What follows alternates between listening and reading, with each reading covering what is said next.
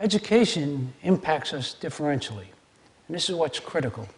This is where I want you to stop and think. You see, we all care about terrorism because terrorism isn't going to locate itself in a high poverty community. And climate change isn't going to impact people of color differently from other people. But you see, education does. And one of the questions I used to ask people all the time to get them thinking is, how many schools in New York City would you send your own children to, right? How many schools in inner city Philadelphia would you send your children to? So people are nodding their head. In 8 years as school chancellor, the highest number I ever got, and I asked principals, teachers, parents, everybody, the highest number I ever got is about 30%. So I used to ask people, well, whose kids should go to the other 70%? And I developed an acronym. They're called OPKs. They're called Other People's Kids. So that's why I titled my speech tonight, Let's Do for Others What We Would Do for Ourselves.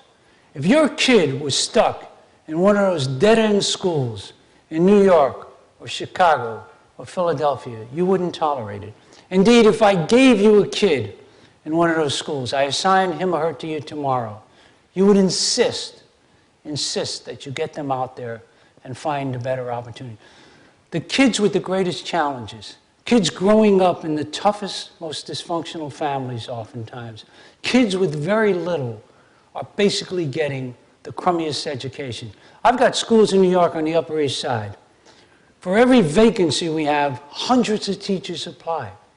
And I've got schools in Harlem, in the South Bronx, and Central Brooklyn, and each year we send 20, 30 new teachers there, each year.